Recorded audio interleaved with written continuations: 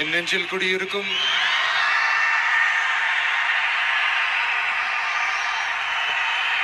உங்கள் அனைவருக்கும் என்னுடைய வணக்கம். வணக்கம் வணக்கம்.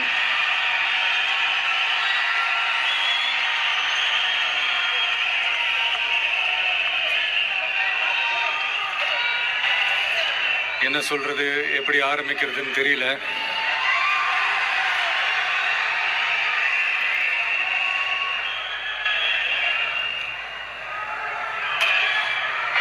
சினிமாவில் எப்படியாவது கஷ்டப்பட்டு வெற்றி அடையணும்னு இருந்த ஒரு சாதாரண அசிஸ்டன்ட் டைரக்டருக்கு பிறந்த ஒரு பிள்ளையா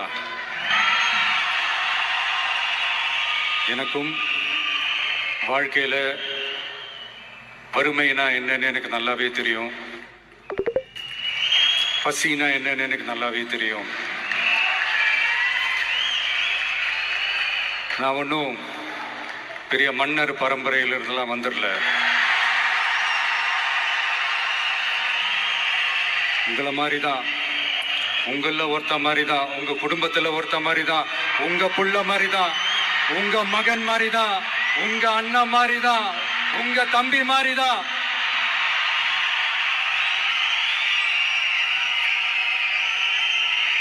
அப்படிதான் நான் உணர்றேன். நீங்களும் என்ன அப்படி நினைச்சதுனால தான் சினிமாவில் எனக்கு ஒரு மிகப்பெரிய ஒரு இடத்த ஒன்று கொடுத்தீங்க. அதையெல்லாம் விட்டுட்டு உங்களுக்காக நன்றி கடன் செலுத்துறதுக்காக அரசியலுக்கு வந்த உங்க விஜய, இந்த விஜய, நீ வா விஜய், நாங்களா இருக்கோம், பாத்துக்கிறோம். விஜய் தம்பி நீ வா, நாங்க இருக்கோம். விஜய் தம்பி நீ வா, நாங்க இருக்கோம். அண்ணா நீ வாடா, நாங்களா இருக்கோம். நண்பா நீ வா நண்பா, நாங்களா இருக்கோம் சொல்லி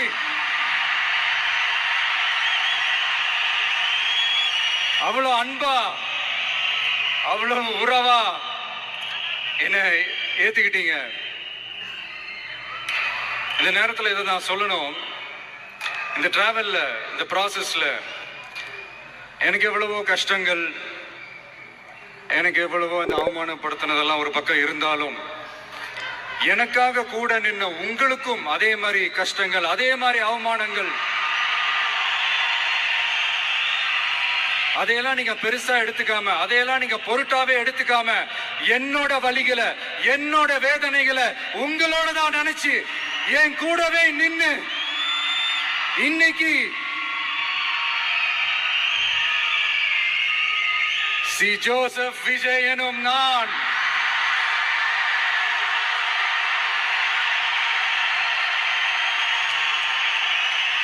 அதை உண்மையாக்கி இருக்கிறீங்க. உண்மையிலே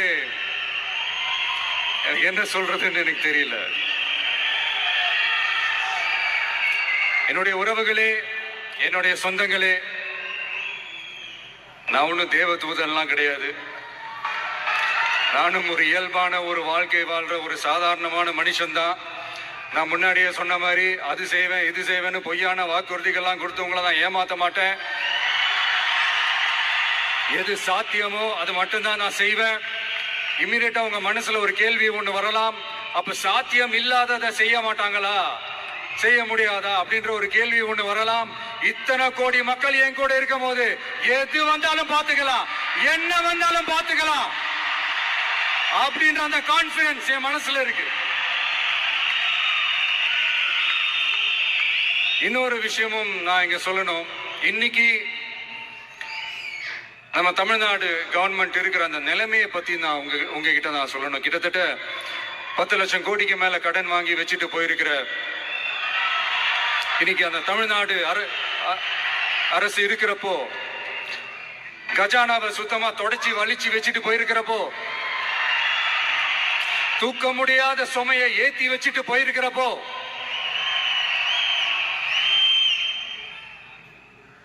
அப்படிப்பட்ட ஒரு நிலைமையில தான் இந்த பொறுப்பை நம்ம கையில் எடுத்திருக்கிறோம். உடனே நீங்க நினைக்கலாம், என்னடா இவர் ஏதோ பொறி வச்சு பேசுறாரா அப்படின்ட்டு. அப்படிலாம் எதுவுமே கிடையாது. உள்ள போய் பார்த்தாதான் தெரியும் எது எந்த நிலைமையில இருக்குன்னு, என்ன இருக்கு என்ன இல்லை, எது எந்த நிலைமையில இருக்கு எது எந்த நிலைமையில இல்லை. சோ அதையெல்லாம் பார்த்துட்டு உங்களுக்கு ஒரு வெள்ளை அறிக்கையா அதை வெளியிடணும்னு நான் நினைக்கிறேன்.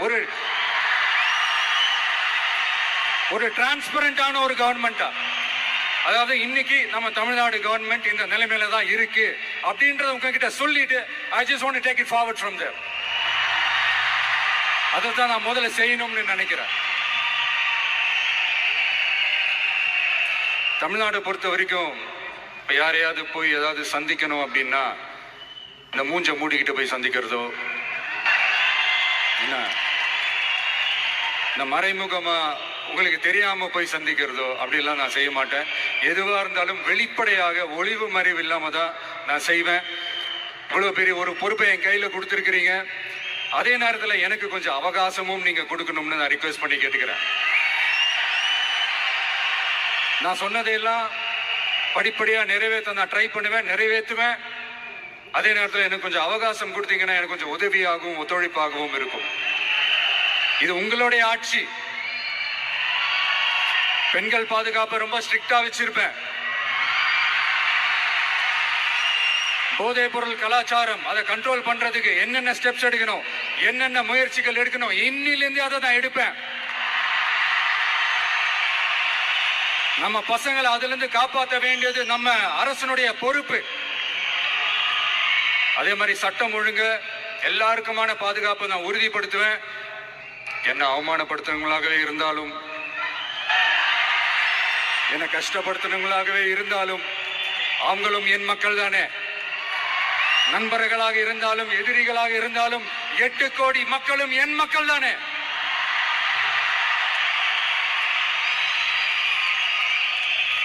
அது மாதிரி இந்த அடிப்படை விஷயங்கள், கல்வி, ரேஷன், மருத்துவம், குடிநீர், சாலை வசதி, பஸ் வசதி, இந்த மாதிரி விஷயங்கள்ல தான் என்னுடைய முதல் கவனம் செலுத்தணும்னு எனக்கு தோணுது. நான் முன்னாடியே சொன்ன மாதிரி மக்கள் பணத்துல இருந்து ஒரு பைசா கூட நான் தொட மாட்டேன். எனக்கு அது அவசியமும் இல்லை. அது உங்களுக்கு நல்லாவே தெரியும். இந்த விஜய் தப்பு பண்ண மாட்டான், தப்பு பண்ணவும் விட மாட்டான்.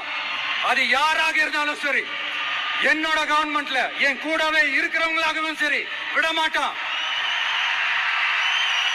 சப்போஸ் யாருக்காவது அப்படி ஒரு எண்ணம் மனசுல இருந்துச்சுன்னா, நம்ம ஜெயிச்சுட்டோம், ஒரு ஆட்டம் ஆடி பார்க்கலாம் அப்படின்ற எண்ணம் யாருக்காவது இருந்துச்சுன்னா இப்பவே இந்த நிமிஷமே அதை எரேஸ் பண்ணிருங்க.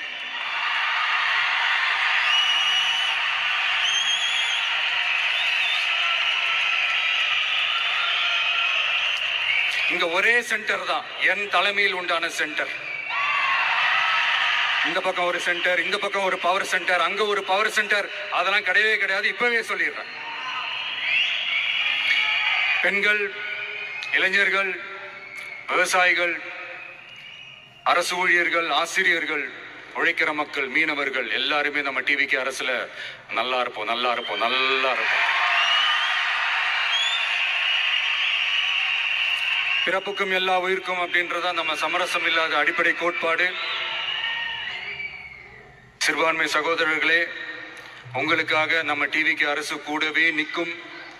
உங்களுக்கு அதுல எந்த விதமான சந்தேகமும் வேணாம். இந்து, முஸ்லிம், கிறிஸ்தவர்களுக்கான முகம் தான் இந்த விஜயினுடைய முகம். அதுல 100% நீங்க இந்த விஜயை நம்பலாம். இப்படி ஒரு சூழலை ஏற்படுத்தி கொடுத்த தமிழ்நாட்டு மக்கள், ஒட்டுமொத்த மக்கள், உங்கள் அனைவருக்கும் இந்த நேரத்தில் என்னுடைய நன்றியை தெரிவிச்சு, இன்னொருத்தவங்களுக்கு முக்கியமா நான் நன்றி சொல்லணும். அது இந்த விஜய் மாமாவோட குட்டி நண்பா நன்றி.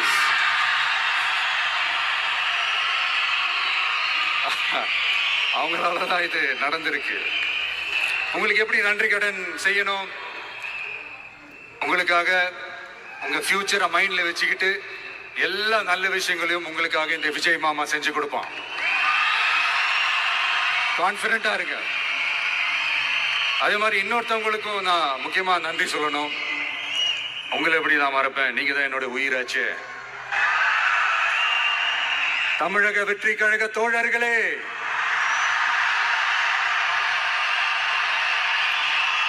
உண்மையில சொல்லனா நீங்க இல்லனா எதுவுமே இல்லை. என்னோட கழக தோழர்களுக்கும் கழக நிர்வாகிகளுக்கும் வாக்கு சாவடி முகவர்களுக்கும், மை டியர் வர்ச்சுவல் வாரியர்ஸ், உங்கள் அனைவருக்கும் கோடான கோடி நன்றிகள். வாங்க எல்லாருமா சேர்ந்து ஒரு ஃப்ரெஷ் கவர்னன்ஸ், ஒரு நியூ கவர்னன்ஸ் ஒன்று கொடுப்போம். This is a new beginning.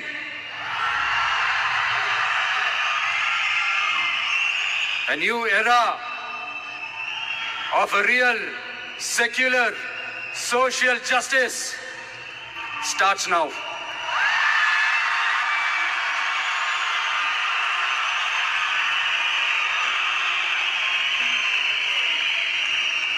மக்கள் நலன்களை மட்டுமே லட்சியமாக கொண்ட நமது அரசுக்கு பக்கபலமாக நின்று ஆதரவை வழங்கியுள்ள